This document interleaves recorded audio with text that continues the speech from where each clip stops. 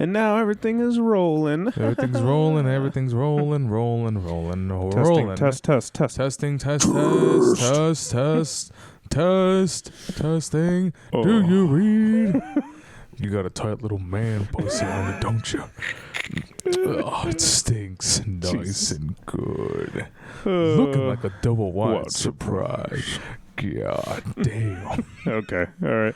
Well, that's hey what I call guys. a Project 2025. God God damn. You got a sweet orange little man. Okay, here we go. Start of the episode. What's going on? I don't even know where to go from there. It's a new year, 2025. New year, new I'm me. 30 years old now. I'm in the 30s right now. I don't know how I'm feeling. I feel like arthritis is kicking in on my left hand. Brian I'm turned. becoming Richard Benson now. Yeah. Richard Benson. Brian is older now. He had his birthday. And you want to share with the people with your birthday meal? Oh no!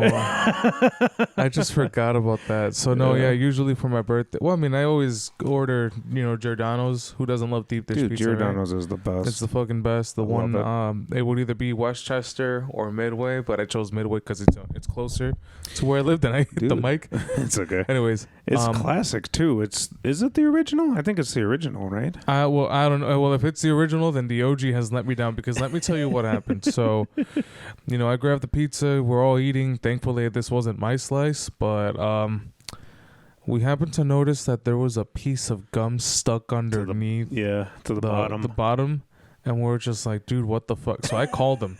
Had to go through 2 different people, and then they said, well, if you bring the pizza, you can get your refund. I'm like, all right, for sure. Yeah. And then as soon as I get there, this didn't came from my kitchen. I'm like, well, what do you mean it didn't? I'm like, this didn't came from us. I was like, you can tell it's been sitting there. And I'm like, so they're like, well, we're not giving you your money. I'm like, okay, then how come you guys told me over the phone that I am going to get my money? So at that point, I literally just said, all right, you know what? We'll keep this shit. I don't even want it. Yeah. I just dropped it. And that's it? No, well, they weren't going to give me my shit back. So they were just like, oh, no, you have to bring the whole thing apparently. So I was like... Oh, you know what? I should have done that maybe, or just drop my pants, take a shit, and then leave. Nah. Yeah. I was actually pissed off, and then I actually put a review on Google as well. Good. So I was like, hey, Took look, a picture of it. I had pictures of it. You'll probably see it up there. It's fucking gross. Like, here's the thing, I've ordered from that location since the longest. I've eaten there since I was like, what, 7th grade? Kid. Yeah. Since I was a kid, dude. I grew up with that shit. I mean, I'm still eating there, but not at that one, But yeah, dude, I'm like, what the like out of all the pizzerias, I thought it had to be Giordano's. You normally you'd think it would be like Little Caesars or some shit, but Giordano's. Yeah. Little Caesars, they like just fucking throw it in the alley. Yeah, but then for some reason Giordano's did that. And I'm like, dude, what the fuck? Like I was actually mad. It was a bit of a longer. That was a TLDR of the whole thing, but it went on a little longer. I was pissed, but I was like, whatever. It is what it is. What it is. But, it doesn't matter. It's like no matter how good a business is, eventually one time they will slip up. Yeah, and I mean that's just the thing. I'm not doing it. I'm pretty sure they thought I was like some sort of freeloader or some shit. Oh but yeah, 100%. I was like, no, that's not the case. I'm just trying to let y'all know so this doesn't happen again with anyone else. Because then if it does, well, it's like, hey, look, this guy wasn't lying. Right. Plus, you're the nice guy in the situation. You could have threatened their lives. You could have gone nuts. See, that's the thing. I'm not gonna go. Well, I just threw the box and that's it. And I was like, get the fuck out of here with that. But yeah, I'm not gonna get irrationally mad and start saying like batshit crazy things. But I do get pissed off, and it's like, dude, you guys are bullshitting me. Like, you said one thing and then you say the next. I had to go to 2 people over the phone. They're like, let me get the manager. And then I'm like, well, what? Are you the manager? No. Well, I need the manager. Like, what the hell? Like, but.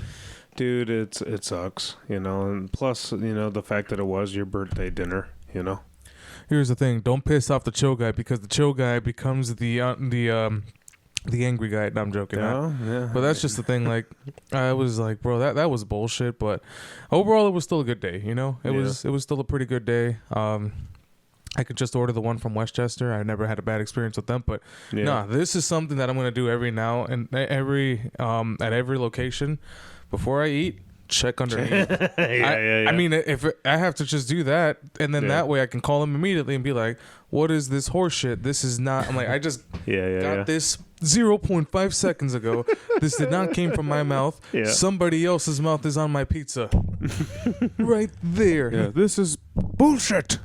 No, that happened to me one time, but not with gum. Like, I remember one time, this was when we were kids, there's this pizza place really close to me. I don't know if you're familiar with Poppin' Pizza.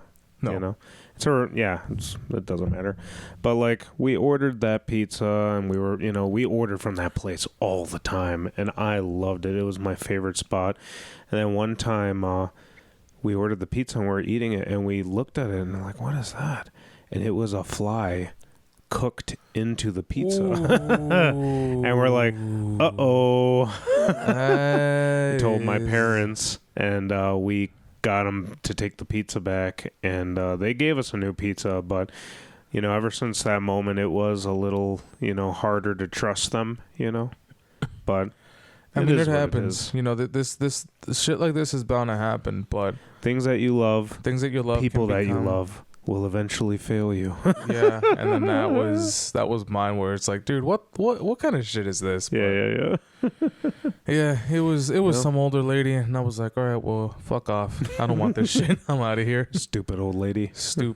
You won't be around by the time I'm your age. Yeah. All you have to do is be like, I'm a YouTuber, and I'm going to tell people. Yeah, dude, I was telling him, like, I'm the guitarist from Beheading the Icon, First Up to Glory. I run a podcast. You will rue this day. You will rue this day. You'll rue it.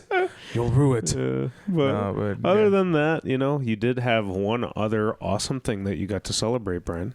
You want to talk about that? Yeah, definitely. That was the EP release show for Beheading the Icon Livewire Lounge. I just want to take the moment to thank everyone, for coming on out. We were like, holy shit, a lot of people showed up. I was like, oh yeah, damn.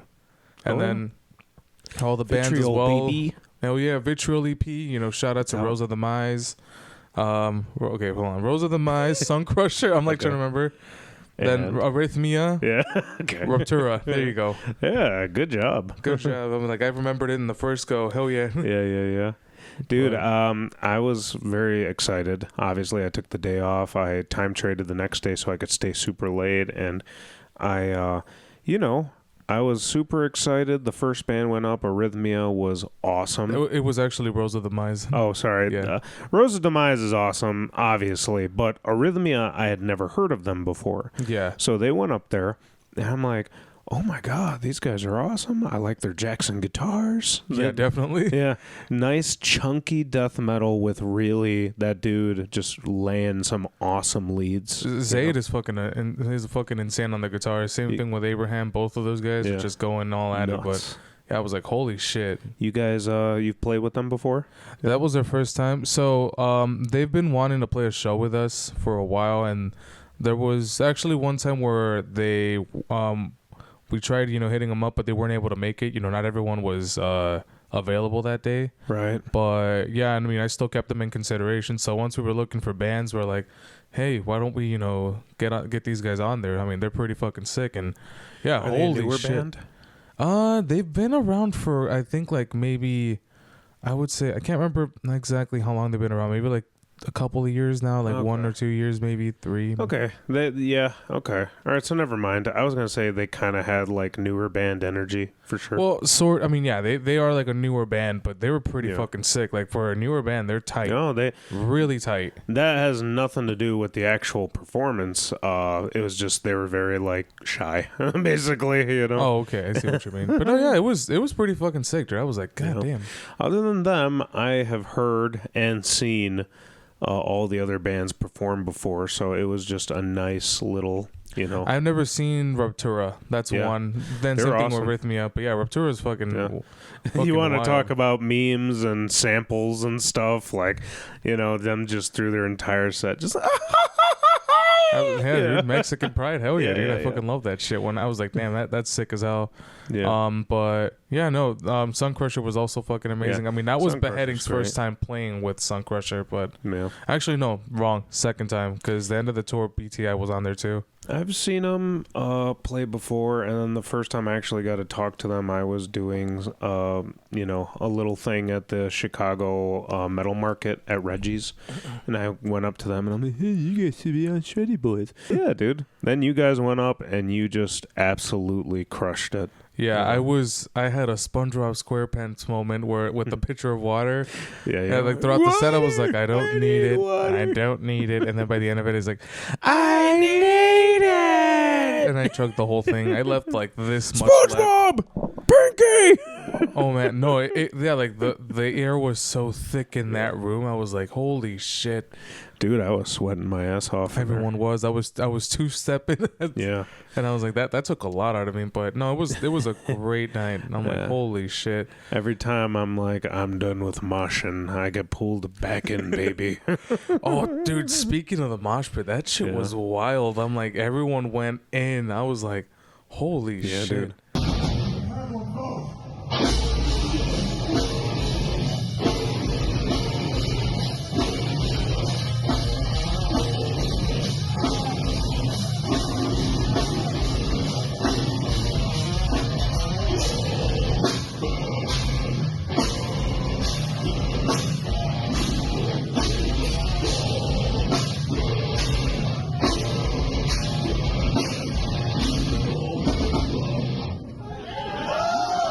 That place is so goddamn tiny. You're gonna mosh even if you don't want to. Even if you don't want to, literally. And then you had then Uriah got crowd surfed and he falls after. Yeah. Oh my god! I didn't see him fall. I saw him move, but then I see the video and I'm like, oh shit, he fell on 3. But yeah, I also want to say, thanks for those that have been listening to Vitriol. We actually been mentioned everywhere. Shout out to Death Metal Deep Dive for sharing us. A lot of people, are like going like, yo, these guys are fucking sick. We actually are also on we were mentioned on a Reddit called r/deathcore as well. People are talking about us there too. Yeah, word's going fucking around. Like we've been awesome, dude. Added a playlist. People are just digging it. Some people are saying, like, there's people who would say, like, this is like some old school deathcore, and it just gets, like it starts strong, and then it ends on a even better note. Like it just gets better as it goes. And I'm like, dude, it's insane. Like, with a lot of albums, there's like a high, and then there's kind of like a dip, and then a high, or maybe just start off high, and then it kind of just dips by the end. Your EP is very consistent for sure. And I mean that's pretty much what everyone who has listened to it said. So I've already told you this, but just for obviously the show, the fact that you guys do it in house is like crazy because it sounds very, very professional.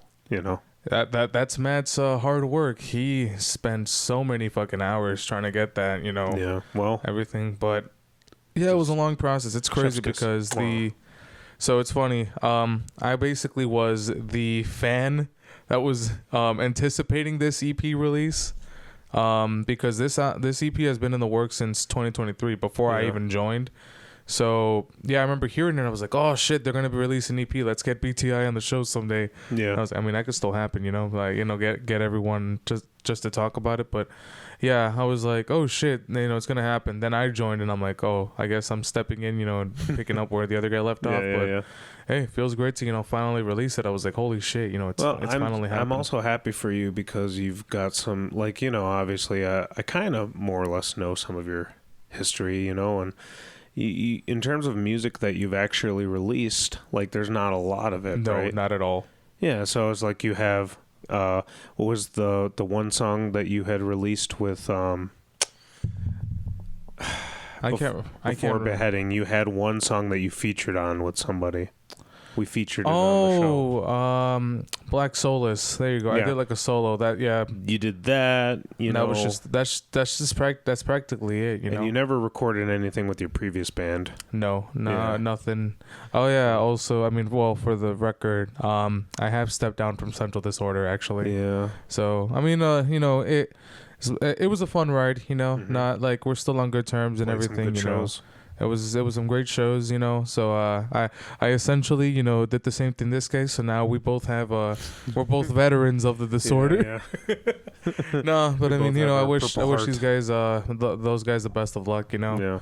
But yeah, I mean, my focus has shifted to like BTI first step, Well, I guess my whole point in saying that was it must feel good to finally have your guitar on something, you know? Yeah, that's something I've been wanting to do since like shit. When I graduated in high school, I was like, Yeah. as soon as I graduated, I'm like, I gotta find the band. I gotta learn, learn to record.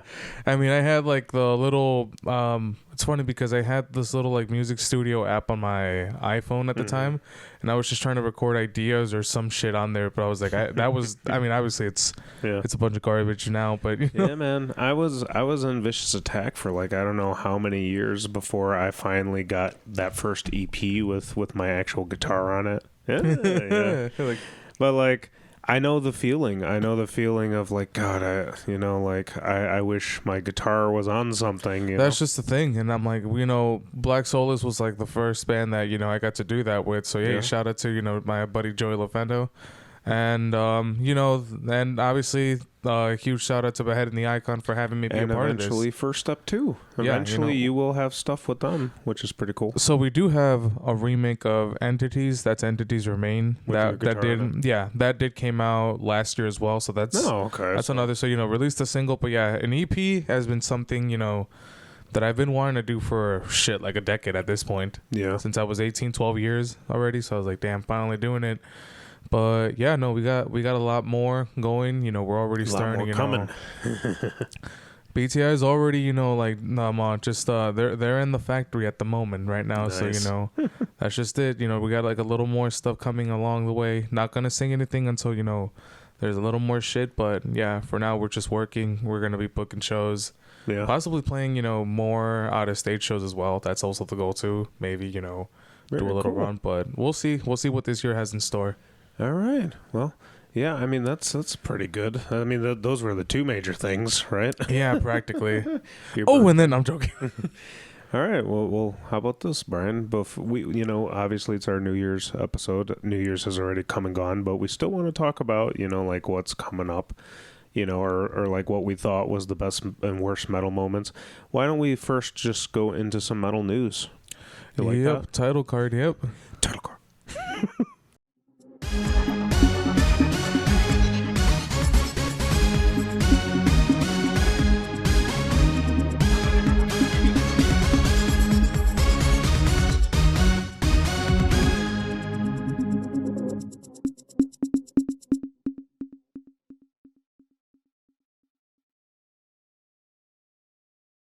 What do you want to talk about first, Brian?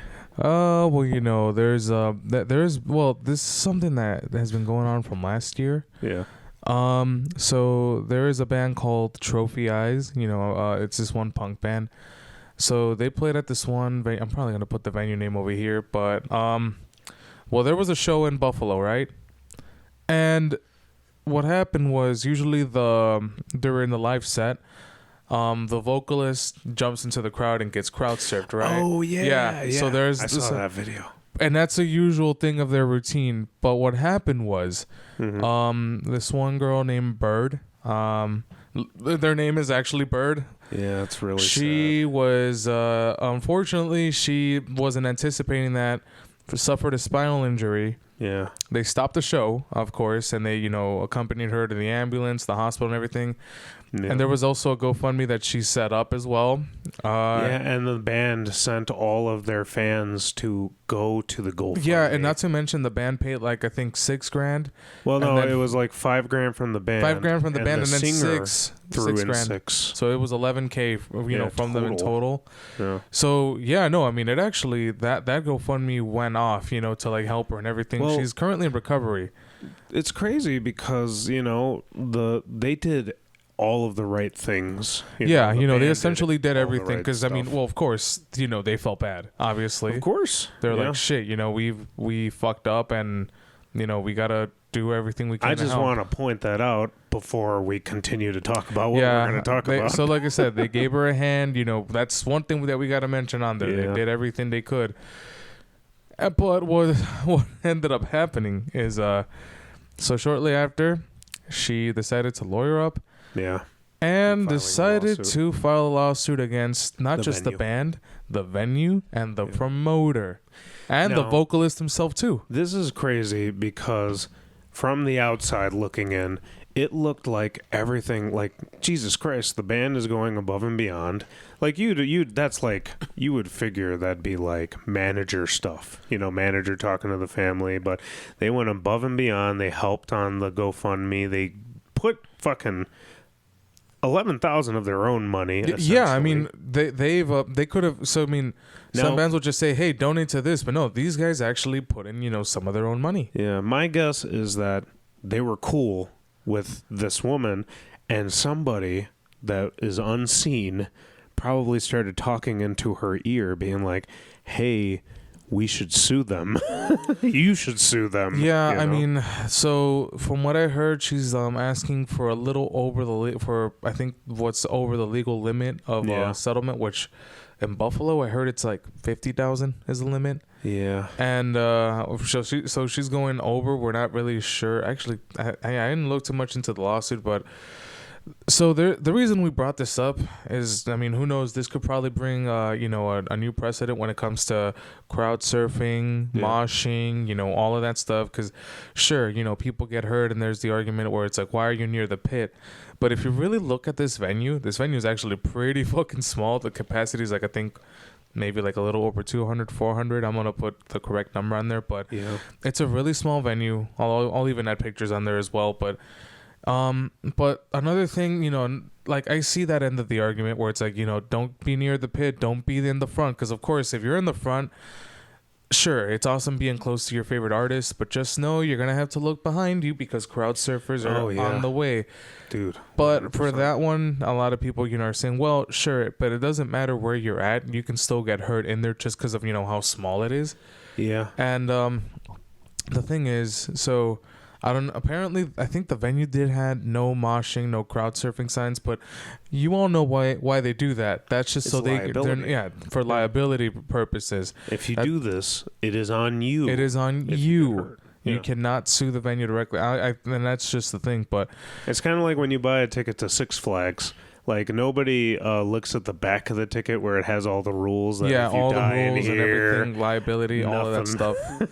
If you're going at your own risk, but I mean, when it comes to moshing, I mean, of course, you're entering at your own risk. I mean, I get that part too. You can't hold them liable, but I mean, in this case, because that venue actually did have another lawsuit over there. I can't remember exactly. Yeah. Same thing happened, but I forgot it.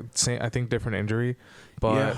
It almost financially sunk the venue too. Which is crazy because if this happens again, they for sure are going to go down. I mean, there's a chance it could go in her favor too. She could win.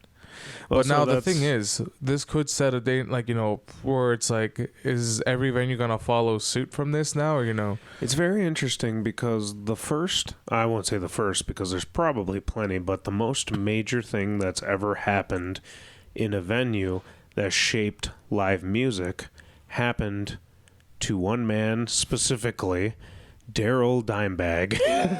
The man got shot by someone who literally walked on the stage. So that happened, and a lot of, immediately, you have barricades, you have people at the front who are making sure that you can't even get near the artist, So that was a reaction to that. It's interesting to see what's going to happen because, like you said, there's signs. There's things telling people not to mosh. But I mean, people do it anyway. People, even the venue, people stage dive. Stage diving, all of that stuff. It happens. But now, are they going to go, double down on this? I don't think they can. They possibly could, but at the same time, they'd be losing patrons. If they were to kick people out, but. At the same time, this has always been a topic of discussion. I mean, you had some guy in a furry suit get swung at a hardcore show, and their eye, I think they were blind from one eye, but they swung the shit out of him. And Brian, my opinion on hardcore dancing is infinitely warranted. Is infinitely different than moshing. Moshing to me is harmless for the most part. Hardcore dancing is a whole other animal, man. Do you know how many times? If you can't take the hit, just step away from the pit, pussy. Dude, you don't even have to be in the pit. You could be in the perimeter of the pit and still get like the back of a shoe to your head or your teeth, you know? Or their fist at your face. They'll just grab me like, I'm just here to see my favorite band knocked loose. too bad. You're gonna have to but I mean, that's just the thing. Like, I get, that's really the thing. Who knows? Maybe this might not change things, or it could be impactful. Who knows? But the whole, it's gonna be impactful to the venue if when she wins, because they said that there's a high chance that she's gonna. I mean, there's no losing case here. No, this is not a losing case. Like there is. I mean, we've seen cases person. of losing cases, here, but this one seems pretty. There's one specific person that you can point at and being like, this is the reason why this person is injured, and then she could literally just go for the venue as well. Yeah, I mean, and then there's some people that saying, they should have at least looked at videos, like live videos of their set, just to see what she's signing up for. And I mean, at the same time, because it's not this isn't like a hardcore punk band at all. It's just like like the music is not really that type of stuff to happen. But of course, it is a part of the live routine that the vocalist always stage dives at every set. So I mean, I would say this as well. She could have at least been prepared to witness that, but maybe not. I don't know. I mean, it's I mean, this can be described as just unfortunate, to be honest, Yeah. We're not saying she deserved to go through that. Of course not. It's terrible going through a spinal injury, I think she's actually recovering from it. She's in, physical therapy, which good, I'm glad. Yeah. Because some of that shit could be really fucking permanent, of course. I mean, shit, when I crowd surf, and I don't crowd surf too often, but when I do, I always get afraid of being knocked down, shit, like, or dropped, I mean, I almost got dropped once, but instead they were picking me up at the Apollo, and I almost lost my pants that night. Yeah, and Jesus Christ.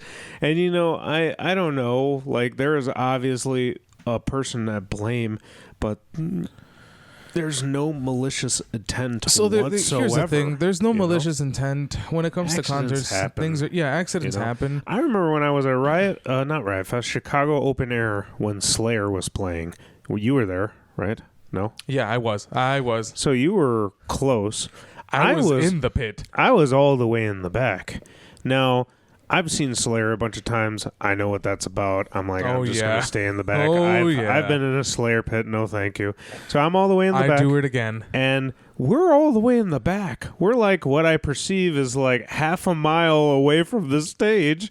And then people are being crowd surfed, but backwards.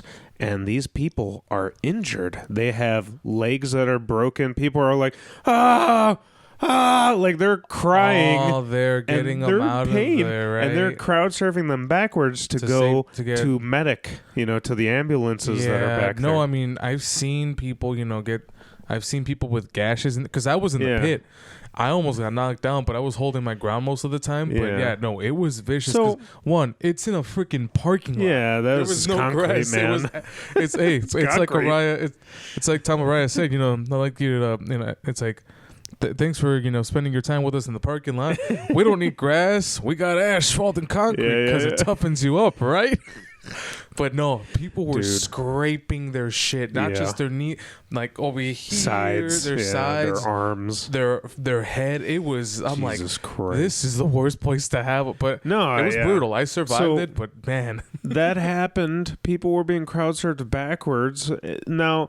You could go from the gut gaslighty perspective of okay, they went there to a Slayer show, they know what to expect, but I mean, is it their fault? Whose fault is it? No, I get that part too. I mean, salute. Oh, first sneeze of the podcast, guys.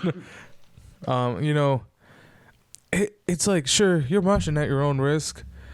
Maybe the organizers could have been like, oh, well, we probably shouldn't have him in here. But at the same time, I mean, people are going to do it anyway. You're getting in at your own risk at the same time, There's another one where, you had open air where, like, actually, I don't think it was open air. I think it was Knotfest. Right. Somebody died in the pit, too. This was in Chicago, too. It was like a 64-year-old man But yeah, I mean, there's a lot of incidents that go on, you know. But the thing is, like, this didn't seem malicious. It seemed like, you know, sure, they felt bad. I mean, who wouldn't feel bad, you know, about this? They did everything they could to help. But at the same time, you know, if the person's, you know, going for, you know, for the monies, I mean, of course, she did suffer, you know, a lot of... Somebody must have talked to her and be like, dude, like, this is your chance. You can get, like, a small payout because... And sure, like, the thing is, I don't think she's doing it with malicious intent. I mean, of course, she suffered some, mental... and physical. I mean, not aside from physical harm, it's... But here's the thing, right? Yeah. You said it yourself. The GoFundMe, there was a lot of money in that GoFundMe. The band themselves give them money. Now, let's say this person has basic insurance, right? That money should have paid for that and some, like, additional, just here you go, just for you to have. You know, now, especially for the expenses that you're going to have to deal with. This is obviously a huge generalization. I don't know this person's story, but it just seems like literally... It's kind of like when you slip in a grocery store. Like, you could be the guy who just gets up, and then there are those people who also are like, "Oh, I've fallen, help me!" You know, get that settlement money. So, I mean, there was the coffee incident at McDonald's. I mean, someone said, "Oh, it was way too hot; they got burned." Now they have the label "Caution hot" it's for hot. liability reasons. But sure, like, I wouldn't say this is a case of that, you know, but at the same time, well, you know, I mean, as all the best of luck to her, you know, hopefully she is able to move on and fully recovers from this. It sucks. However, I will say this at the same time, I don't know, like, this shouldn't change the whole, you know, this shouldn't have venues go like, oh, well, we can't allow all of this to happen anymore, because one thing, you're not going to stop anyone from doing that. Yeah. It's going to keep on going, but at the same time, I would always urge people to do this regardless of where you're going.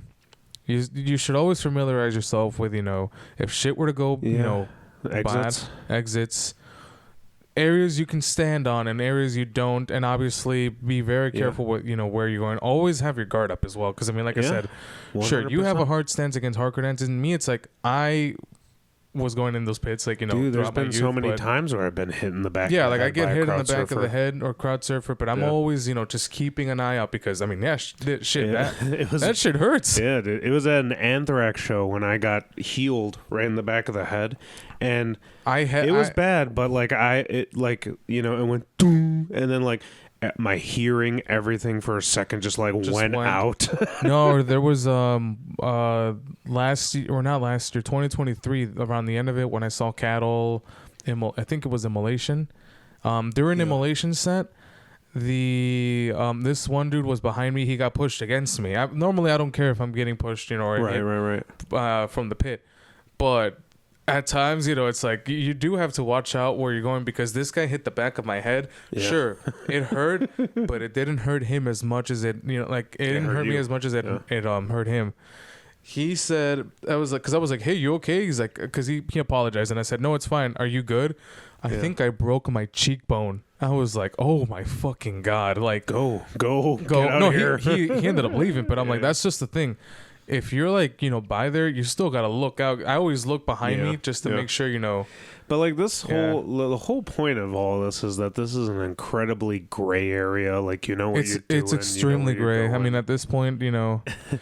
I remember one time at a Devil Driver show, my drummer at the time, he went in the pit. He came out and he had like a small gash right above his eyebrow. I'm sorry, but I don't like that band. That band is kind of lame. That's fine, Brian. You don't have to like the band. The point is the story. I know. I just had to throw my 3 cents out there. They have like 2 good albums, and that's it. That's why. But that's fine. You know, you only need 2 good albums.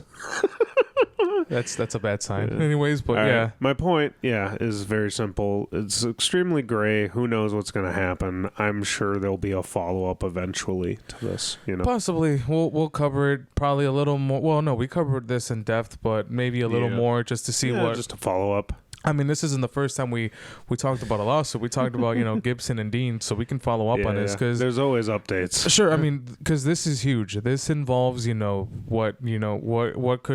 could change, you know, what is acceptable at, you know, live shows, because a lot of shit happens at live shows. Yeah. You have hardcore shows where bands, or I mean, where people go on the stage, they run, and you know, they get up on the stage diving, all of that shit. I mean, you know, I'm not saying it's gonna change. It could change. It maybe not. We don't know. It's only time will tell. You know, significant moments like these could have an impact. Maybe not, but I would always say this. I mean, maybe we should all just be very careful with each other at the same time. You know, look out for each other. Look out for one another. I mean, sure, we always do that, but we just got to double check, because sometimes you never know. Of all that, you know. Yeah, and also be cognizant of your surroundings everywhere. I mean, in general, you know, that's just the thing. But all right, yeah, it's wild.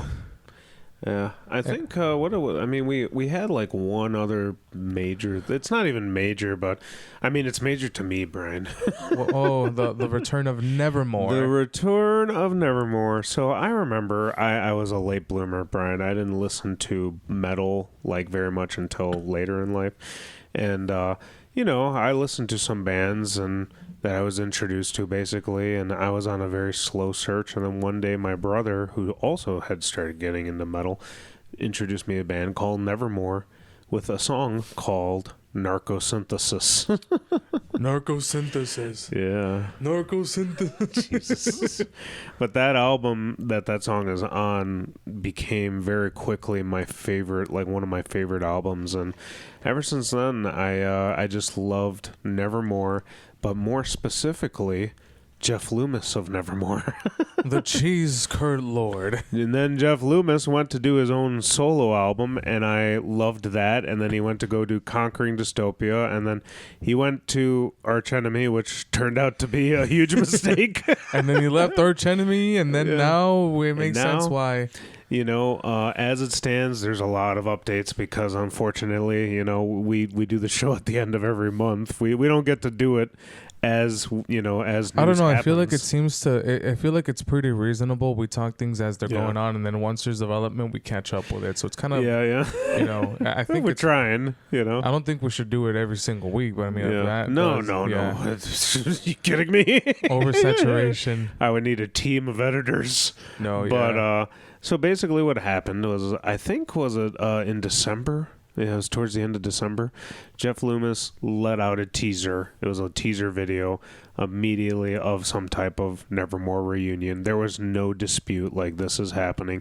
Everybody got excited. And very, very, very shortly, like a day or two later, the bass player of Nevermore apparently was like, well, this is fucking news to me. Or maybe the wife of the bass player of Nevermore spoke up first, and then, you know, his opinions became a little bit more. But, you know, if you know anything about the history of Nevermore, great band, a lot of drug and alcohol problems, you know. So all of them were, well, I wouldn't even say alcoholics. A couple of them were alcoholics, but they all enjoyed alcohol. And some of them enjoyed very select drugs. You could probably guess who it was, you know. But, you know, the bass player also drank, also did drugs, but he had a lot of issues. I don't remember exactly what disease he had. I'm going to put it right here. But, you know, he didn't go on tour a lot, you know. He wouldn't go on tour. He had a very specific operation, you know. And then towards the end, you know, when Nevermore was done, you know, it was Jeff Loomis and the guitar player who pulled the plug. They're like, we can't do this anymore, you know, like basically blaming, you know, the other two for this. Wasn't Pat O'Brien in Nevermore at some point too? Yeah, I mean, Cannibal Corpse. Maybe it's possible, but from what I remember, I think he was, because I remember he was talking about, you know, it was actually one of the videos where he was talking about the BC Rich Stealth Chuck Schuldiner model. But I think he was in that band. He briefly there was a lot of them. Floating guitar players, Chris Broderick, you know, but there was, you know, I mean, the two, Jeff Loomis and Van Williams, you know, and obviously Worrell, you know. But so, you know, they split up. The singer goes away, I think, to like Brazil or something, and there is no contact between any of them except I just to see like, hey, like you still alive, you know? You're still alive. And the bass player just ghosts everybody and retires from music. Basically, Oh, of course. He just retires from music, and that's fine. So, you know. Cut to now, Jeff Loomis wants to rebirth the band, but he doesn't want any of the issues. He grabs the guitar player who, let's be honest, you know, I don't want to make, you know, that generalization, but the guitar is such an important part of what the band is. Of course. And those two guitarists specifically are what made Nevermore sound what they are. You know, obviously the singer is dead now. Bass player is just butthurt and that he wasn't chosen because I saw Mike send me a link and I was like, so we were actually talking about the whole Smashing Pumpkins guy, and you know how they were doing tryouts. This is gonna be short, but I was like, nah, you know, I didn't apply, and then I noticed that Kiki Wong was gonna be there, and I'm like, so much better than I was Kiki just like, Wong, no, dude. I'm not. And yes, then, you are. And then when he sent me that, I was like, Mike, there is no guitar tryouts. Stop trying to get me with Jeff to join the Jeff Loomis experience. I just wanted you to see the article. No, yeah. Then I saw the article and I was like, oh, okay. Then that's when I was like, we should talk about this. So Jeff Loomis posts a thing. Obviously, he's like, "There's a lot of stuff going on. I just want to seems like there's a lot of drama, and I'm like, dude, we gotta talk about this. We can post the thing if we want, but it's boiled down very simply. Is Jeff Loomis wants the band back without the issues, without the problematic members, which you know, and one of them is dead, and the other one is the bass player, which is one of the issues. You know, the thing about Nevermore though is they were very, very close-lipped, pretty much about like the actual issues in the band until like towards the end. Then they started talking about the issues. The singer, he was kind of in denial, and he's like, we all drank, we all had issues, but apparently I'm the bad guy, And well, dude, you're kind of, you're dead. You're druggy. You were a druggie, and now you're dead. Jesus Christ! I mean, no. The thing is, when it comes to that's just the thing. Like, addiction can get in the way of a lot of shit more than you think. Dude. Sure, legends it's all fun and games. Yeah, legends have died from it. Sure, it's all fun and games until. When things get serious, it could, just end up causing a lot of setbacks. If you can't get it under control, then that's where that's why most people get fired as well, and that's another thing, Oh, dude, another piece of metal news: Michael from the Faceless. Oh, I was about to bring that out. So, but, is that all from Nevermore? Or? No, I just, basically Jeff Loomis addressed it, and he's like, we just want the band to be, on a good fresh start. Of course. We're not gonna find somebody to emulate our singer. We don't want a copycat. We want to be unique, and obviously this is a new chapter of Nevermore. We're not trying to replace it. I mean, sure, that's the thing. I've ran into I forgot what band was this, but there's several bands, on Facebook posting the requirements: must be able to tour, must not be struggling. You can't have an addiction issues. Is one, or any of that, because like I said. When you have to, you got to get your shit together in order to, be out there. That's the thing. And that's what they want. They just want to this is unfortunate because, like Jeff Loomis is one of the just greatest modern guitar players that exist. God. And when Nevermore stopped, what has he done? He's done a solo album. He joined Conquering Dystopia. He's fucking insane on guitar. He's in people's shit, but he doesn't have his thing. He doesn't have his Pantera or whatever. He doesn't have his Megadeth. Like, he doesn't have his Nevermore. Watch him become a god. Nevermore was that for him, and now he wants to just keep going. And if we're allowing Pantera to come back without two of the best members, if we're allowing Pantera to come back, then Nevermore should be able to Linkin come back. Park came back. Then look how that went. But the main members are there other than the singer. But I'm excited to see what this chapter brings. He cleared the air, and he's like, submit your submissions to this specific email, and I'm like, cool. That's no awesome. more drama. Yeah. No, he addressed it. You know, he was nice. He just wants to move forward. That's it. You know, Valid. And you know, and that's that's yeah. it. And then for speaking of when he said recently. Michael, this was like December. Yeah. Michael Keane revealed that he, is writing and recording music and plans on, getting, back on, the faces back out there after a much needed break, which you guys have already know how much of the break was rehab. Yeah. The thing is, like, you guys already know from what happened in 2022. Oh yeah. It's insane. Like, I mean, for those who don't remember, did we cover it? No. I don't think we did, but okay, so no, we didn't. Are you didn't. Sure? We started the podcast mid to late 2022, but so for those who don't know, what had happened, it was like July around there. Famous video. It was a famous video, and I remember watching this when it was happening. Just feeling sad. It's really sad because the thing is, so you had the Zenith passage was there, right? And then it's crazy because Rocha mentioned this as well, but the vocalist, or I'm guessing current vocalist of Wormhole, I think it's Julian Kiersey. I'm going to put the name on there. Okay. But he was in the recent album for Wormhole. He was the vocalist of The Faceless. I think he was in Becoming a Ghost. So, through a social media post made on that, like the day before, it was announced that James Dorden from Black Crown Initiate was going to be the vocalist of The Faceless, and that's how that guy knew he was fired, through an Instagram post, which is what Roach has mentioned.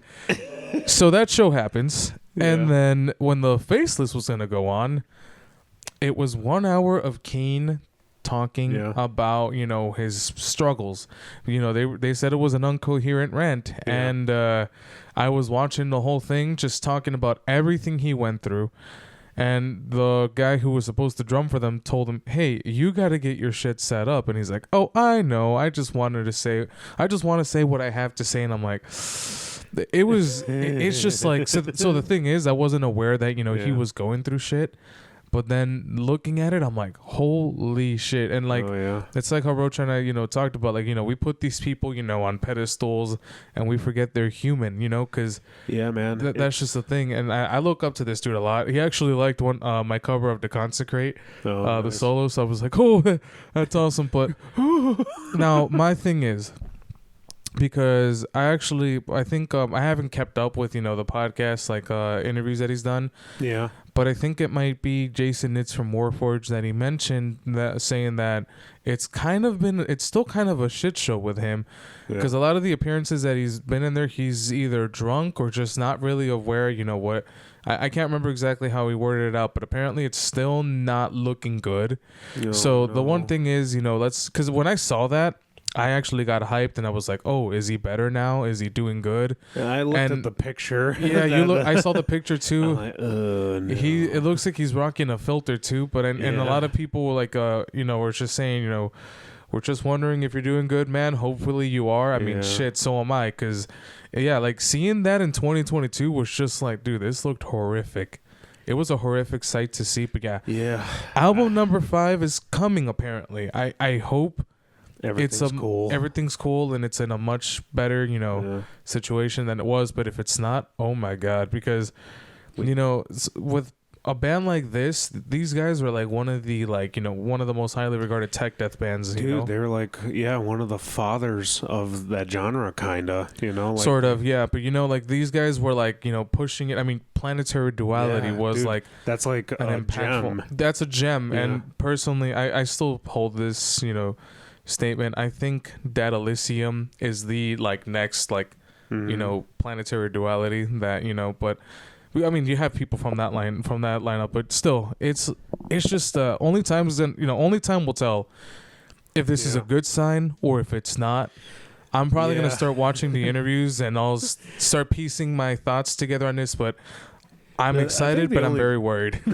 I think the only thing you have to worry about is if they announce a tour, because everyone's going to think twice about buying tickets because they're like, is this thing just going to be canceled and halfway through? Or are they going to miss a couple of dates? Is King going to be in his prime, or not his prime, but when it comes to performing, is he going to be in because the last couple of shows he was doing, he's strung out of his mind, messing up a lot of songs, and it's dude. I mean, shit. Yeah.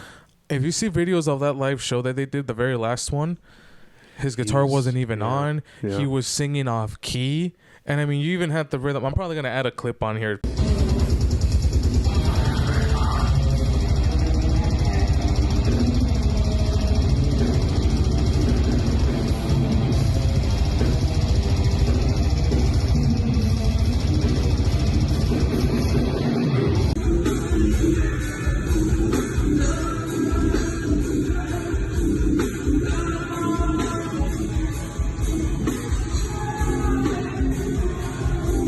But it was Planetary Duality Part 2, the very last song of that album.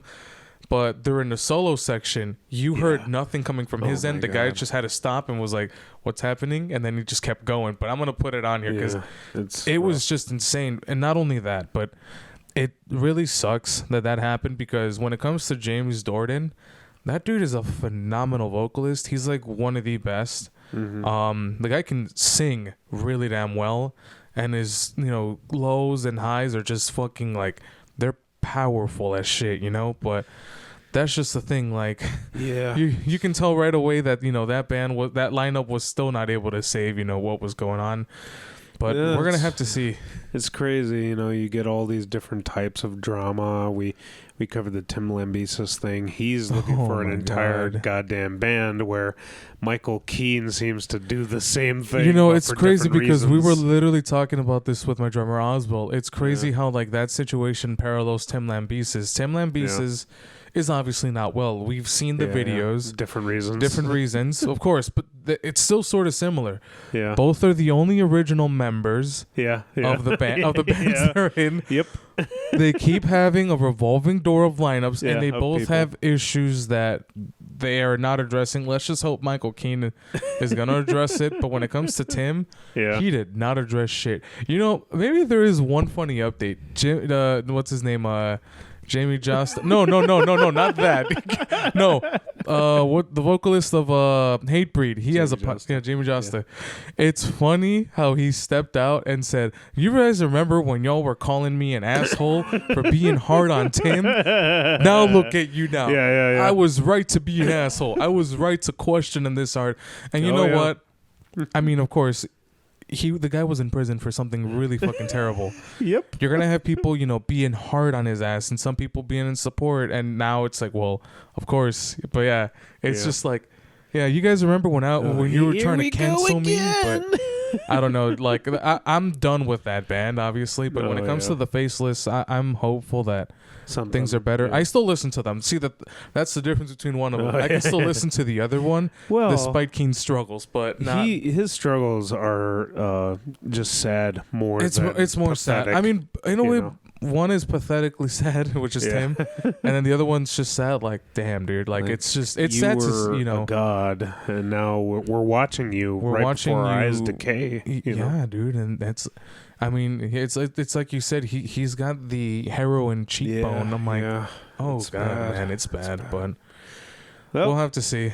All right. Well, I think that's pretty good. I mean, there's tons of stuff that happened. There's a lot of shit. I mean, there's gonna be updates to a lot of this stuff, definitely. Yeah. But let's go into our next thing, Brian. Next thingamajig. New Guess Who Dis? Turtle Cord.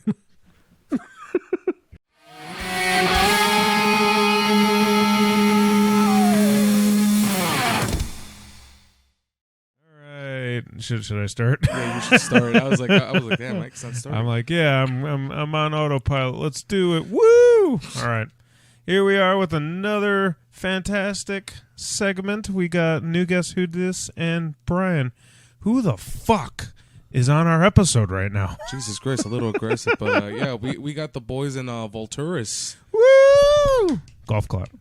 Thank you so much for being a part of this. First guest of the year, by the way. That's awesome. Yeah, that's great, dude. What was your last guess? So we had a Christmas special. So we had like about 3 of them last year. But okay, yeah, that's only for December. Yeah, we tried to we try to do a little. For that one, it's just fun and games. We play a bunch of games where we basically just humiliate our guests. Yeah, it's all a goofy gag essentially, but yeah, we just have fun. Yeah. But anyways, What's going on, guys? How you guys been? What y'all been up to? I saw that you guys dropped that EP. Yeah, it's been quite some time since we've been working on that, and it's finally out. We were supposed to release it last year at some point, probably like around fall, but that didn't. It just took a little bit longer. But yeah, now that it's out, it's great. Happy to finally have it out after like working on it for a little while now. It's been like a couple years that we've been having it kind of written and everything ready to go. I've tracked the songs.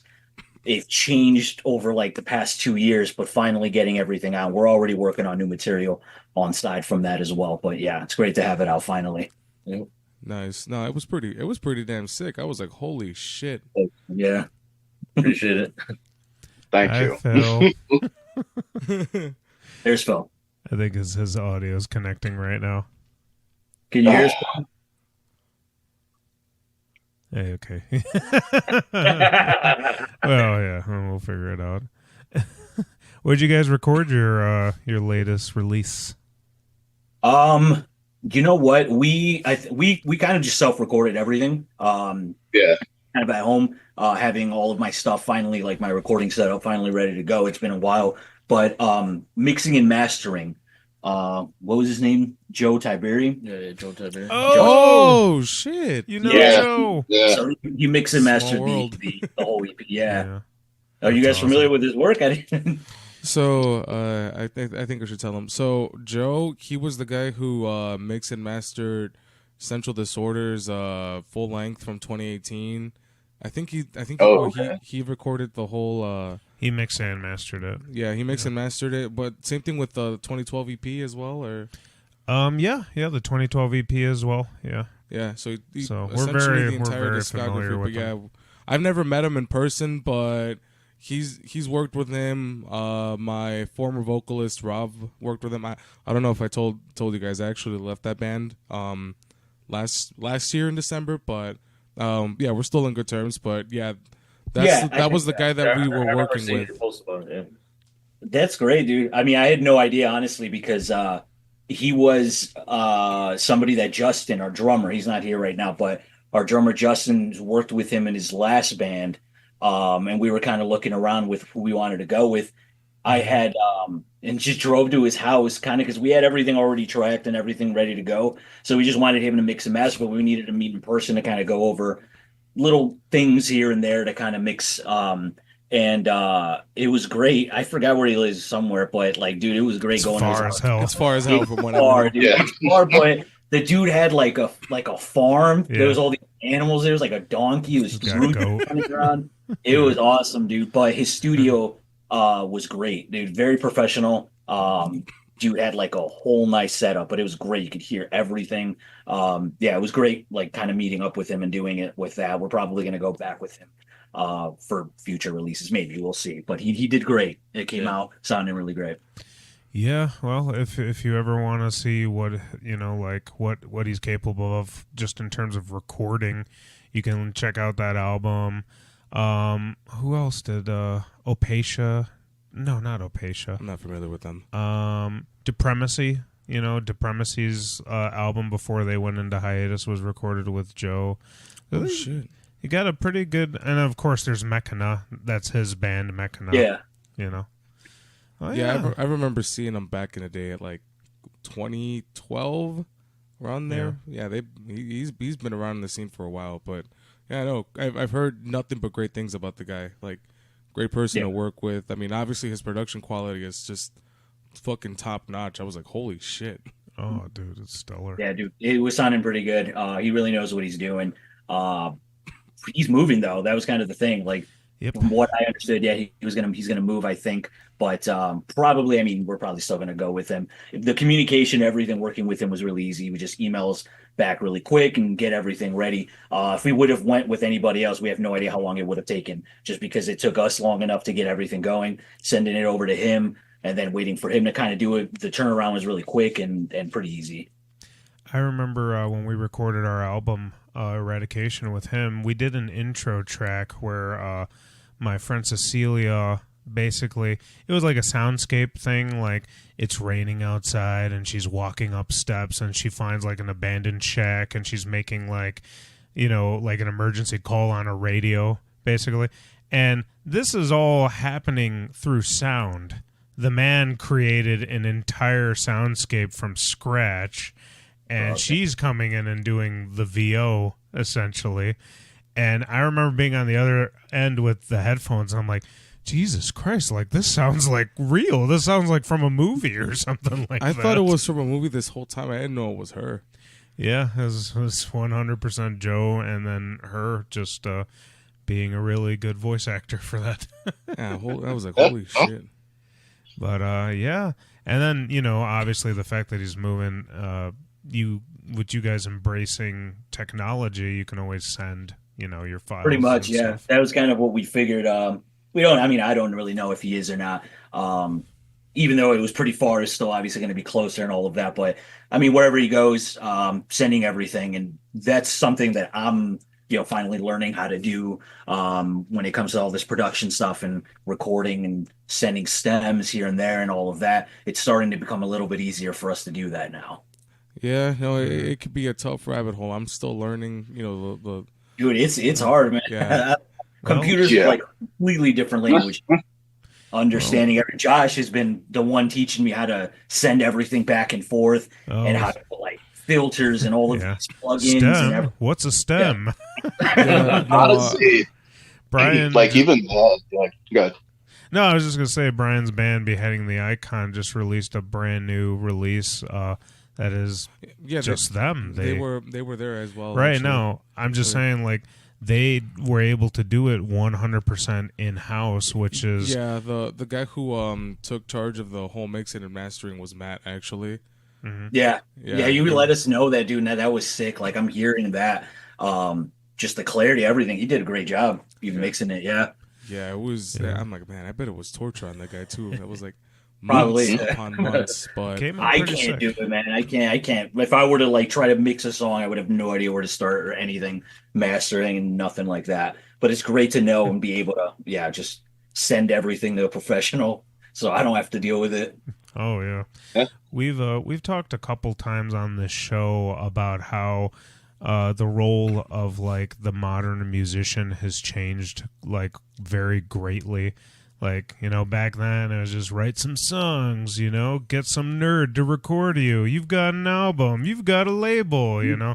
And now it's like, no, not only are you a musician, you have to also be a graphic designer. You also have to be a videographer. Yeah. You also have to be a social media manager. Pretty much.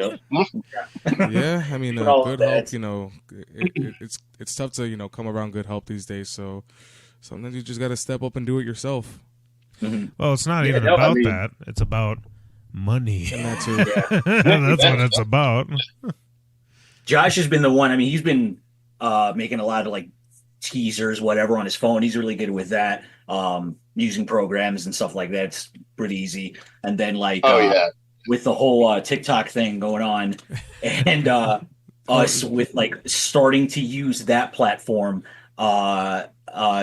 it's great. I mean, like what it does pretty much for advertising, you put something on social media and like you'll get views and things like that. You put the right tags and all of that, you'll get a lot of views, interaction with just like knowing what exactly to do. And I'm learning how to do that as well. But I think TikTok is back now. Yeah, it's funny because I was with the boys in Beheading last night, and I looked at my phone. I opened the app, and it gives you that notification. I'm gonna probably put it on here that said, "Oh, there's a ban in place, and you can't even get on your profile or nothing." Then I see a post on Instagram saying that it was back, and I'm like, "Oh, bullshit, no way!" And I was like, "What the?" I was like, "Okay." It was like overnight. I woke up and he's telling us it's back. I'm like, what the fuck? No way. And I look at it and it's just like right there. I mean, supposedly, I guess they're delaying it a bit, but I'm not really sure. I haven't looked into it as much, but I heard it's like an extension or something. Yeah, it's like an extension. So who knows if they're ever gonna come, you know, across like an agreement By the end of that, probably not. I don't know, but went to the naughty corner. Yeah, literally. It went to the naughty corner. It's like, all right, now get out. I had a TikTok account for a day, and I'm like, this format makes me angry, and it upsets me. And I just deleted it. What I didn't like about the app is it pretty much made an account for me. I just literally had the phone. I bought a new phone, and it's the app's there. And then I opened it one day, and has my first and last name on there as my account name, and I'm like, I did not make this at all. Yeah, it wasn't that hard for me to make an account. When I downloaded it, it automatically had everything filled out. I was like, China, what are you doing? What's going on? How do you know my name? My first and last name, everything was crazy. And then that's when everybody was like, it's seemingly like you're just using that for promotion. It's pretty much just free promotion. You put the right tags and people are going to see it. I understood TikTok has a unique algorithm for sure. Yeah, definitely. People are going to see it. I think you can probably set you want people to see it in this area or something like that, or it'll tell you who's seeing it and kind of around your area. But no, I mean, it's cool. I guess it's working for some people, I guess. I mean, fuck it, dude. Free promotion is better than no promotion, Pretty much. I mean, mostly Facebook doesn't even do jack shit when it comes to promoting your stuff. I mean, if it hits, cool. But sometimes you post something and you're just buried. Yeah, it gets buried or how I like to say it's I feel like I'm shadow banned because I have been banned on Facebook once for just posting a meme, but they took it out of context. So after that, I would make posts, and back then my posts used to get on people's feed, and then there's some days where it's just nothing. It's like nobody's I post something, nobody's seeing it. I'm like, Mark hates me now. The Zuck. Feel the same way, dude. I've gotten banned. I've gotten restricted, whatever, on Facebook probably 7 times. How long was that restriction? Mine lasted for 30 days. You know what? It was they started hitting me with a bunch of 3 days and 2 days, whatever, here and there. Then when they're starting to catch on to what I'm doing, they kind of just hit me with the 30-day. I'm like, fuck. Then I was back on it for maybe 5 days, and then they hit me with another 30-day ban. But that was my own fault. I was just arguing with Republicans online or something. Oh, that's funny. Yeah, it was just going back and forth, just on Facebook groups. Then it's just restricted. Then it got to the point where I just couldn't post anything, or I couldn't even message people for a few days. Oh, that's fucked up. No, my ban was due to a Kermit the Frog meme where he has his arm around bleach. But it was so that ended up it was oh, you're promoting self-harm. I'm like, you didn't read the post, Mark. There's more to that post, but okay. I was like, whatever, I'll take the 30 days. They banned me once for having it was whenever that video that kid punching the Nazi in the face happened. Oh yeah. They're like, hey, you're promoting Nazis. And I was like, no, I'm promoting punching. I was like, you're promoting violence against them. What? I think it's proactive violence. Yeah. Bill, can you hear us now? Yeah. Oh, okay. I was having a boomer moment. This is he's our other guitar player. You're like, that plugs in where? We're talking all the digital stuff, and I'm still all analog. But I don't know anything about analog. He does. He's still, yeah. Do you know how to spell analog? I don't even know how to spell analog. Yeah, okay, calm down, Mike. I was about analog. Well, okay. Here's the thing. I can't spell analog. I'm sort of the anal. same way. Well, I'm digital now, but I've been analog most of my whole damn life, and I also didn't know shit about analog as well. I never had a pedal board in my life until once I got the Helix. I'm like, huh? What are all these lights? I remember asking him when I got my Pod Go, I was like, I don't know what these lights are. How do you do this shit? What's a signal chain? Signal chain? What? Bro, I'm still there. He was all analog.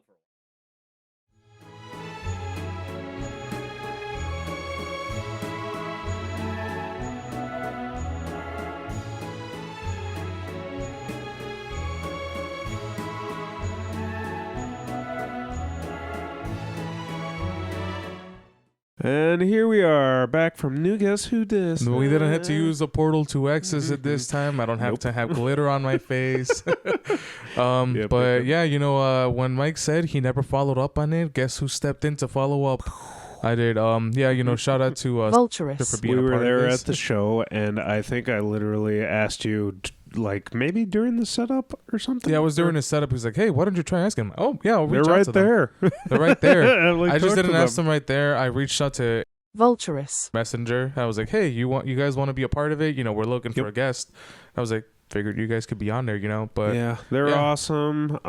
Seeing them open up for you guys was great. They just sound like tops, Yeah, overall Very great cool. dudes to hang around with, Yeah. So I was like, hey, dude, like great. It's always a massive honor to play shows with them, and it was a good time, definitely. Yeah, well, follow the boys on all the social media. Make sure you check out their music, their EP as well. Definitely, do all they're the fucking bangers. things. Do all of the things, or I will cancel you. Well, we got one more thing coming up, and One more. guys, it's a new year, 2025. What's gonna happen? What has happened so far? We got the season 2 of Squid Games that's come out. I need to watch that now because I was watched at it yet. my cousin's about like last weekend. They were watching it. They were watching towards the ending. No, I never watched the first season. Oh, okay. So I saw that they're fighting each other now. Like, Okay. yeah, I don't know. Here's the thing. I don't. That's all I saw is there's a gunfight happening. Season 1 is great. Season 1's Watch great. that. Season 2, from what I saw, there was like a gunfight happening, and then after I left, my cousin messaged my sister saying it ended as a cliffhanger, but then some people are saying that it wasn't even a cliffhanger. It wasn't an episode. I don't know what's going on. I need to watch it, but It doesn't even matter. My whole point is the year came and went, Brian, and pretty quick, and I still know, remember everything, which is insane. well, we have ourselves A little ritual that I always ritual that we do. like to do. So how about this? We just talk about our favorite albums and EPs of the year. Our Releases. our own Let's say top 10 releases because he has EPs. I did not do 10. I did 5. I thought we were doing 5. No, well, it's a conjoined list of 10. That's what we do. Oh, right, That's right. what we do. a So back we, and yeah, forth. we do a back Okay. and forth. Yeah, But so I do my own list of my 10. yes, he And I does. did a 5 EP. Last I wanted year he to went do nuts. I wanted to do that, but then I also thought maybe I didn't have the time to do so. Yeah. But when moving forward, I'm probably just gonna do a one and done video on the Instagram, Yeah. maybe. That's Just fine. Yeah. quick, simple and short. Simple, short, sweet. Mm-hmm. So yeah, because the last one, I had to download all the songs. I had to record myself talking. It was a whole thing. It was a whole thing. I was late. I did like 2 a day. And I'm like trying to gather my thoughts in one take. And I'm like, I'm getting lost as I'm talking. And I'm just I like, remember watching some of those. I'm just like, bro, I'm getting lost. I'm having a hard time. I don't know what I'm saying.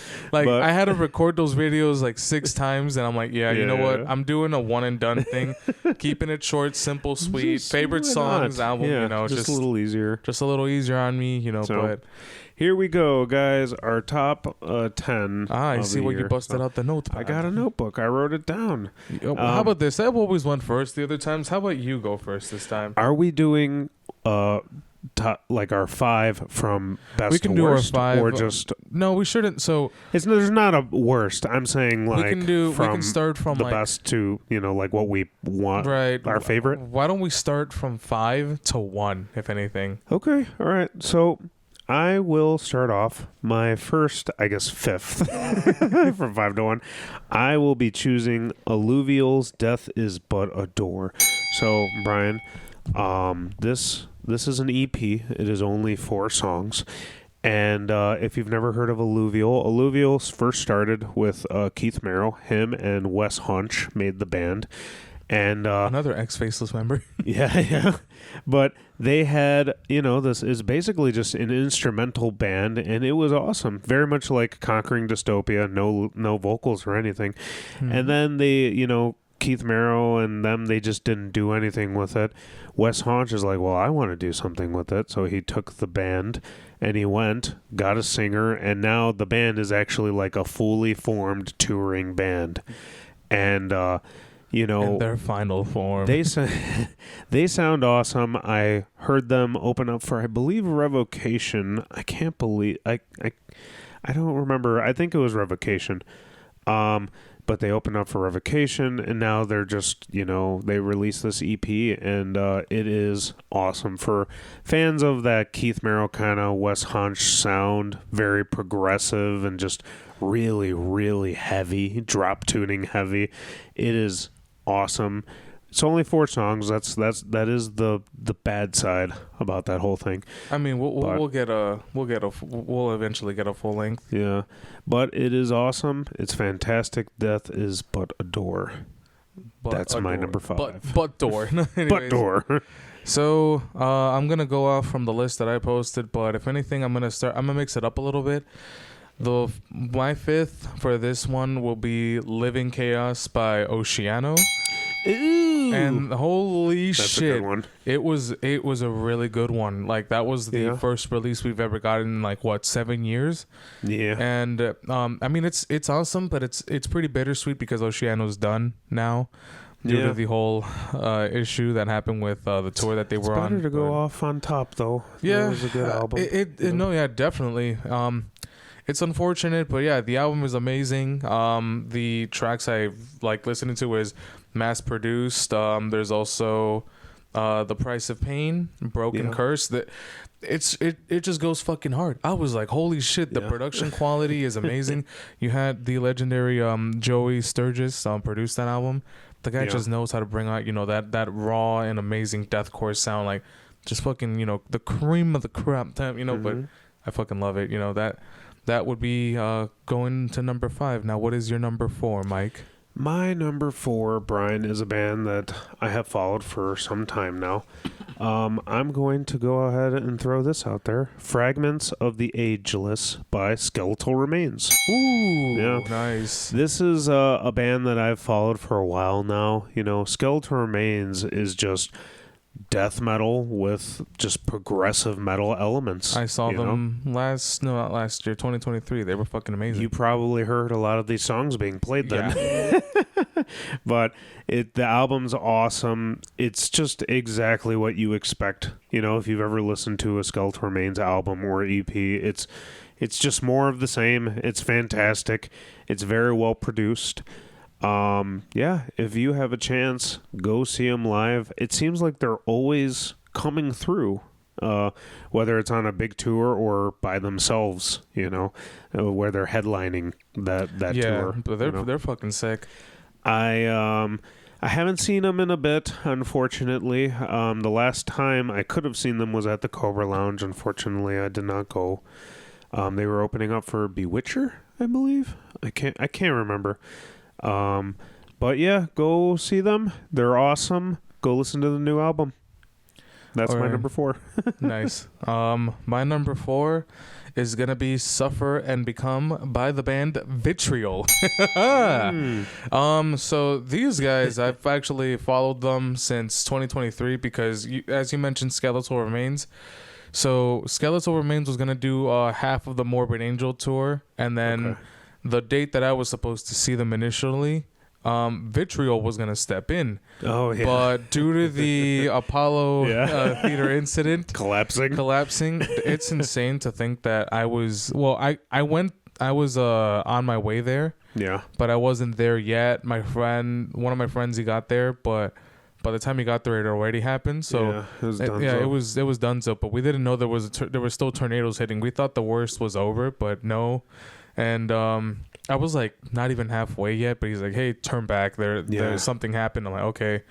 But yeah, no, it's insane to think that it's fucking wild. But so going back to Vitriol, I mean, either way, I was too late, because I was like, "Oh, I'm gonna miss Crypto maybe." But going back to Vitriol, these guys are just fucking wild. They're just chaotic. I saw them at Chaos and Carnage 2024, and holy shit, is this album just like it slaps. It slaps. It's blistering fury.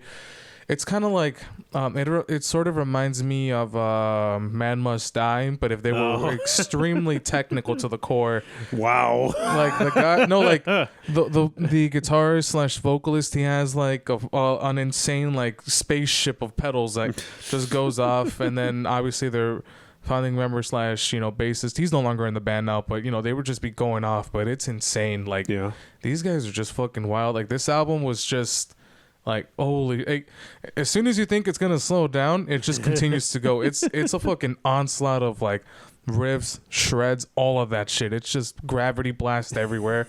I love it. It's fucking like, what more can you ask for, you know? Yeah. But yeah, that'll be my number 4. All right, my next band at number 3.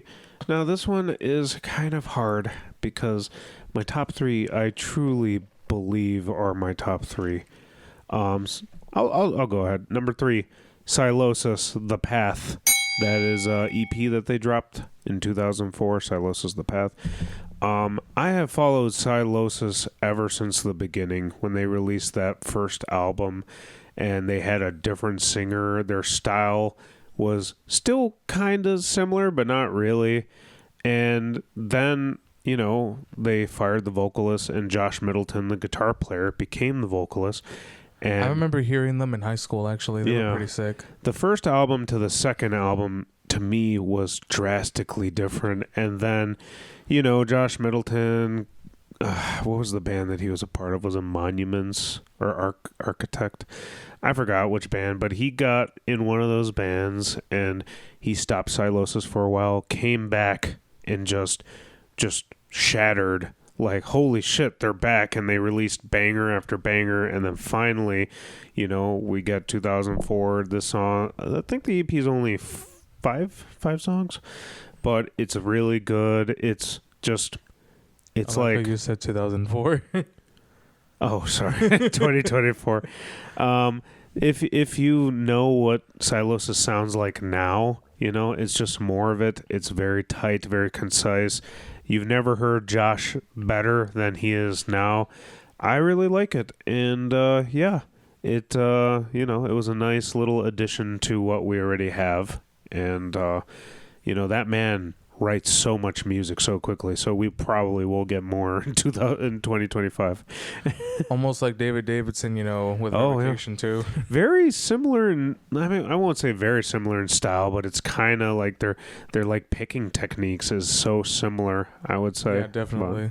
But, all right, yeah, that's my number 3, Brian. So for mine, it would be Antebony by Vulvadinia. Yep. Oh, nice. Oh, that album was fucking killer. This is actually Luandile's first record as the vocalist, and he fucking killed it. Holy shit. That dude is insane. I personally think he's a step further or beyond Duncan Bentley. Because, I mean, here's the thing. Me being a former Duncan Bentley fan, and like his vocals were just, you know, pretty fucking wild. But then, you know, ever since that incident, it was announced that Luandile was gonna be going from guitar to vocals, and I remember seeing them live in 2023, like months after, you know, the whole thing, and they fucking killed it. He was insane. I was like, holy shit. And just seeing, like, the dude just goes off on the mic. I was like, holy shit. I don't know how he handles, like, it's all an onslaught of lyrics with this guy. He goes off. You had the vocalist of Signs of the Swarm, Body Snatcher, Peeling Flesh as well, you know, being featured on the album. But it's just so fucking amazing. I would say The Landlord is one of my favorite songs as well. Same thing with It Follows, and Antebony, the title track and everything. But yeah, it's just fucking wild. Like, these guys just keep getting better and better. Mm-hmm. It's not your typical, you know, 8-string deathcore. It's like you have Tech Death being on there. These guys are just going all in with, you know, just with the shreds. I also do like Chris, his whenever he does pitch harmonics, he does whenever they're doing chugs, he'll add a pitch harmonic like, like that's actually where I'm getting that from. So whenever you hear me do that, he's the reason why, because when they're playing live, it's like it's funny. And I was like, I like that. That's actually hilarious. But yeah, that's my number 3. Very nice. I'll have to definitely check that out. I have not listened to it yet, but all right, my number 2. Now, this might be something that we have our first in common thing, but also I don't know if it might be your first or second. So okay, go ahead. I'm just gonna go ahead and say it. The Black Dahlia Murders, Servitude. Son of a bitch. Is that your number 2? That's number that well yeah, no, you're good. Yeah, keep going with Servitude. Okay. Well, I'm just I mean, it's very simple, man. You know, you specifically are the biggest Black Dahlia Murder fan in the world. So, you know, No one's ever done it like me. No one's as good as I am. But no, so we both differ in what we think our favorite albums are, you know, but we also come together on a lot of key facts, you know. This was an album, it didn't matter, you know, like we need to see what happens, you know. We want to see the next what chapter happens after Trevor. Yeah, you know, and we got to see it and we loved it. Definitely. Yeah. And what's his name? It's Brian Eschbach. Right? He had something not necessarily to prove, but at the same time it's like, bro, you have enormous shoes to fill. I wasn't looking at Ryan. I wasn't looking at anybody else in the band. I'm like, Ryan is going to do a great job coming back into the band. Oh yeah, definitely. And holy shit, did he do a great job. We're looking at you, buddy. You're the one we're looking at, you know.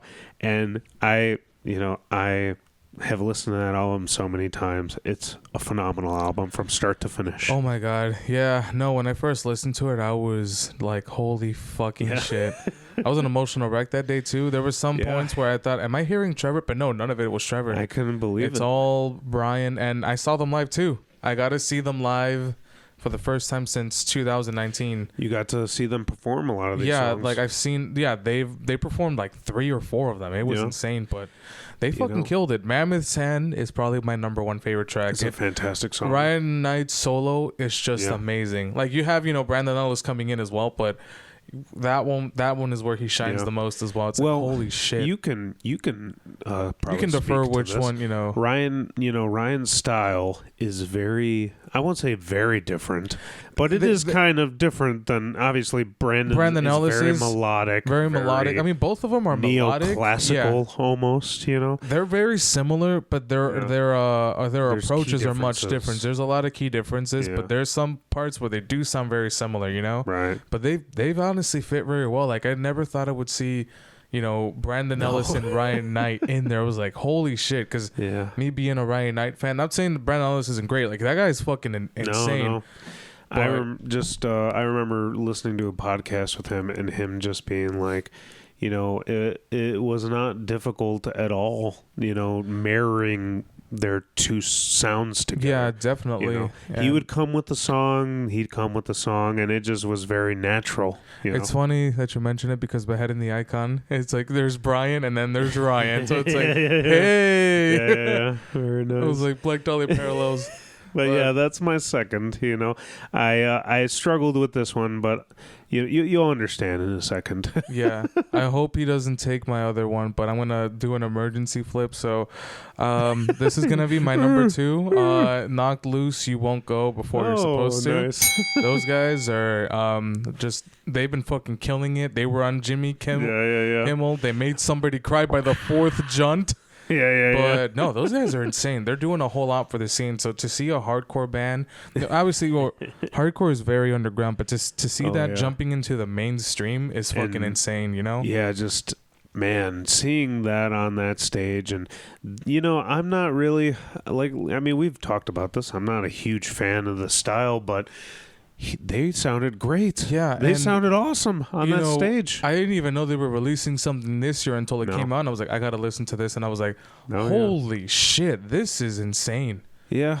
And definitely. I went, the song that they performed, I went back and Suffocate. I actually listened to it, recorded in a studio.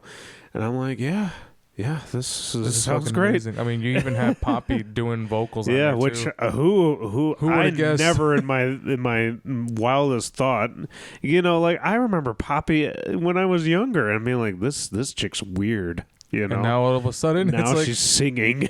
Yeah, apparently she also released a metal album of her own. I didn't get around to listening to it. I didn't know she was related. I heard to the she singer. was. Yeah, I didn't. Wait, is she? Yeah, they're like siblings. aren't they? The No, brother I and don't sister. think so. She's related. I thought well, she was related to somebody. I don't know. No, I guess it's the way they described, that put her whole right dynamic there. on there, but I'm not really sure. But anyways, yeah, that would be my number 2. So what would be number 1? I hope it's not the one. Okay, my number 1. Now, I have followed this band for years, ever since my metal awakening. This band was introduced to me by my drummer, Spoo, in Dark Entropy. Hi, Spoo. I know you're not watching this.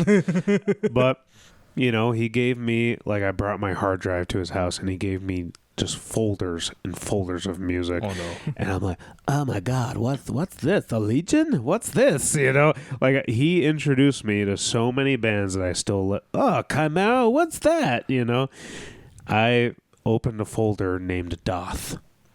Oh, okay. Oh, sweet Jesus. I went through all of that, and I ate it up so much. I listened to the new album, too. So that's incredible. My number 1, and again, it's just my just utter love for this band since I discovered them, was Doth the Deceivers. So if you know anything about the band, they were going very strong, and then they disappeared. They took a break, a decade-long break. They had a lot of band issues. The main person who owned, who's the leader, I guess, of the band, Eyal Levy, took a break to focus on URM Academy and Riff Hard. A lot of stuff. Producing people's albums and stuff. He records people. And they came back, and the dude has this lineup of insane musicians, Definitely.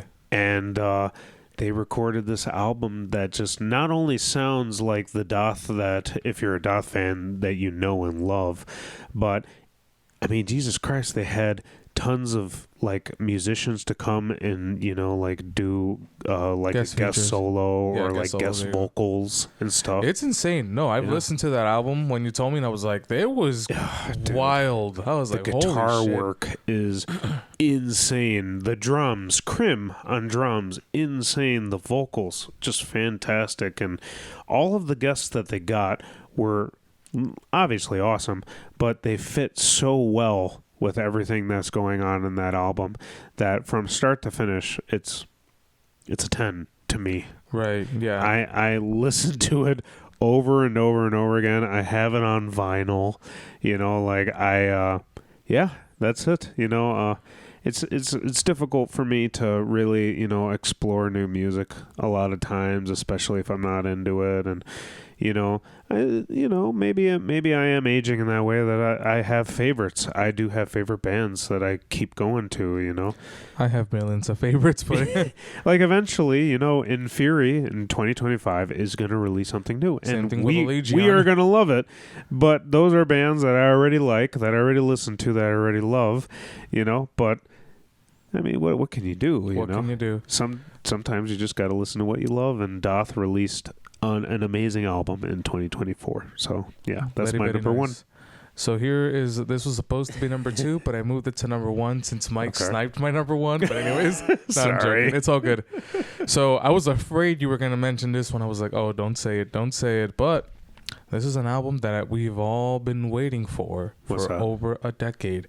We had 2 amazing singles drop in 2023, and they officially announced the release date back in February 23rd of this year. Towards the end of the year. No, hells no. But this was actually, we've got the last release was 2014. Yeah. Which I'm pretty sure you know who I'm talking about. No. No, keep going. Sun Eater. Oh, okay. But it's not Sun Eater. It's Moon Healer by Job for a Cowboy. And holy fucking shit. Was this one of the most anticipated albums aside from Black Dahlia, but this one came at my number 2 on my list, but it would have been number 1 if Black Dahlia didn't release anything. But this album is incredible. They had Naveen behind the drum kit, and Naveen from Entheos. So he's a fantastic drummer. He's a fantastic drummer. But yeah, the first single that we had late 2023, The Agony Seeping Storm. That was another one. And then we had The Forever Rot. And after that, I just stopped listening to any more singles. And, eventually it came out. And, you know, I love how it starts off with Beyond the Chemical Doorway, you know, just amazing song. Same thing with Etched in Oblivion. I couldn't get enough of this album when it first came out. I was like, holy shit, New Job for a Cowboy was not on my fucking bingo list. But, you know, but there the you year go. prior, we got Death Clock coming back for the first time. And then this year, Doth releasing a new album for like the first time in a while. Same thing with Black Dahlia, which was 4 years. Job for a Cowboy in a decade. So I was like, damn, the biggest comebacks. But yeah, I know. We're so lucky. We're so lucky. But you know, we should do a quick one where it's like any honorable mentions, any flops, if anything. I know you want to get into it. First, I want to make some honorable mentions of local bands. You know, like I have a couple here specifically.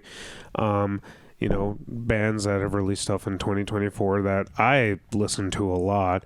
Misanthropy's new album that just came out. Oh, yeah. It's very recent. You can go find that on all the streaming services. December. It is awesome. It sounds very, very just technical. Get on our podcast. It's like a brain saw, you know, just very, very technical. Who else? Dismal Limerence came out with an album that is fucking beautiful. It is truly beautiful. You know, you have your black metal sound, obviously, but there are so many moments of it just sounding so just emotional. Just very just beautiful, and just hearing that awesome guitar. I really loved it. And then finally, my last, besides obviously Brian, it's weird because, you know, obviously we're both in bands, we both do stuff, we hardly plug ourselves. I feel like you do plug yourself when you're playing shows, but we don't really talk about ourselves that much, you know. Obviously, you are, you know, a local mention. Listen to their new EP that just came out, guys. But the last one that I have, something that came out in 2024, is Fantasma Negra's album as well, 13. So that's another sick album. It's awesome. Yeah. Mine is the G Code by Peeling Flesh. You know that one. That album was amazing. It's funny. The samples they use, and then the other one would have to be the foundation to everything, which would be the core. Absizer Metanoia. Oh yeah, that was another 10-year project. Another band with Eli. Absizer. And honestly, that one was really fucking amazing. You know, I loved it so much. I was like, this is fucking amazing. They're currently working on something else as well, so that's awesome. Yeah. And the two flops of the year I had just Time 2 and As I Lay Dying. Yeah, I mean, Time 2, I ignored that one briefly when Oceano came out because I was like, nope, I'm not listening to this. I eventually listened to it when Chriser, you know, was like, it's decent, but then I listened to it and I'm like, it's not as great. The bass is buried, overproduced to hell. It's like, no. I listened to it once and I'm like, that's it. That was it. You know, I was able to determine that. They did not pay attention to where is the super duper studio that he was talking about? You know, it's our fault because we didn't donate as much, but that's just it. I'm over this. You didn't I'm get done. The pre-release vinyl. No, this is a thing. I've been over this band. I'm done, and that's it. We got Time 2, and not in the best way you possible. will never get anything else for another 20 years or whatever. I mean, we got 5 more albums on the way. Apparently, it's like yes, we got the more album. I was like, stop. I'm done. I'm done with you, Grifter son. Yeah.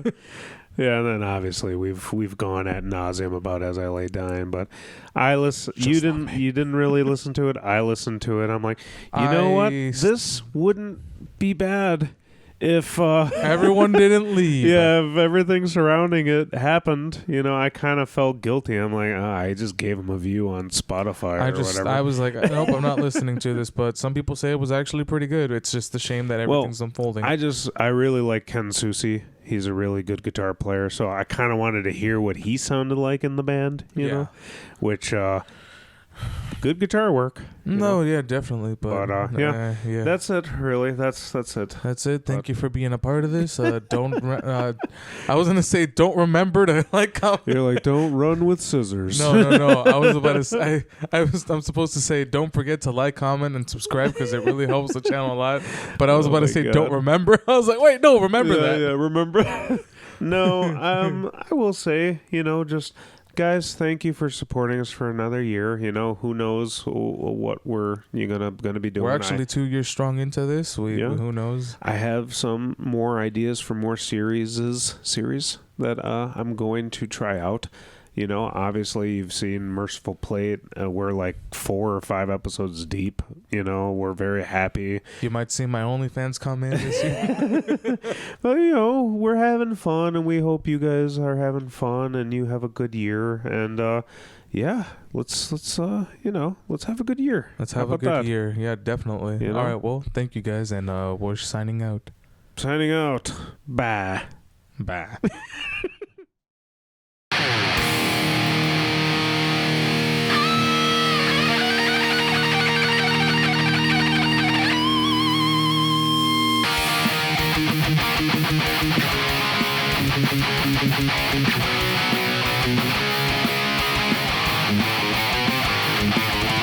Warriors of time and space, traveling through dimensions, fighting for what's just in